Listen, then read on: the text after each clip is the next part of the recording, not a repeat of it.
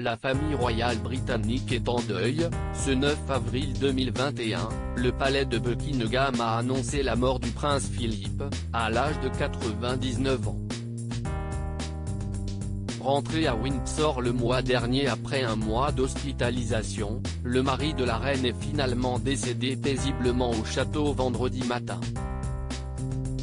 Une disparition qui met ainsi un terme à ses 73 ans de mariage avec Elisabeth II. Le 10 juin prochain, il aurait fêté ses 100 ans. Le duc d'Édimbourg laisse également derrière lui ses 4 enfants, le prince Charles, le prince Andrew, la princesse Anne et le prince Edward, ainsi que ses 8 petits-enfants et 10 arrière-petits-enfants.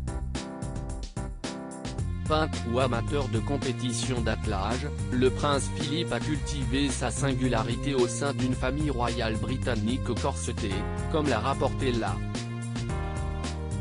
Voici 5 facettes moins connues de l'époux d'Élisabeth II, la monarque au règne le plus long de l'histoire britannique. Sacrifice pour une princesse Philippe, né en 1921 sur l'île grecque de Corfou où il vécut jusqu'à l'âge de 18 mois, a dû faire des sacrifices pour pouvoir épouser la princesse Élisabeth en 1947. Il renonce d'abord à son titre de prince de Grèce et du Danemark pour prendre la nationalité britannique et devenir duc d'Édimbourg peu avant son mariage, puis prince du Royaume-Uni en 1957. Orthodoxe, il accepte au passage d'adhérer à l'anglicanisme et, pour faire plaisir à sa fiancée, arrête de fumer.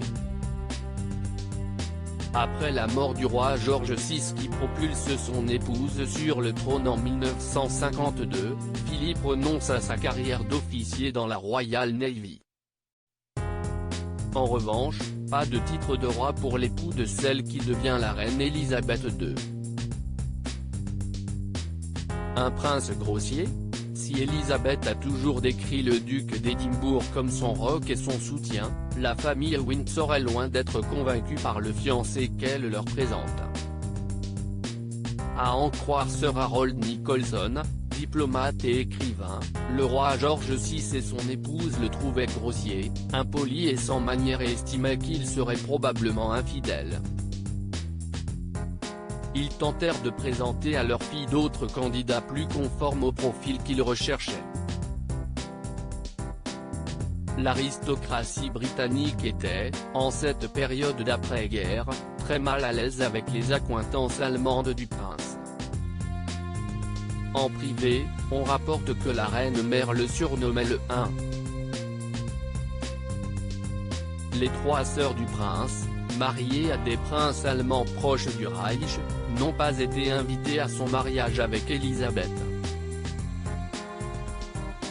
Mon chouci est Stephen Frears, réalisateur de The Queen, qui vend la mèche du petit surnom royal.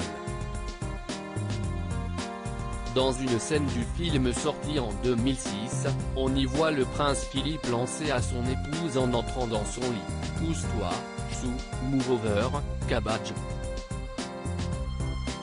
J'ai enquêté auprès du cercle royal et j'ai appris de sources sûres que c'était comme ça que le duc appelait la reine, a affirmé le scénariste Peter Morgan interrogé à l'époque par le Time. Ce terme affectueux proviendrait d'une traduction littérale du manchou français, pays où le prince Philippe a vécu pendant 7 ans pendant son enfance.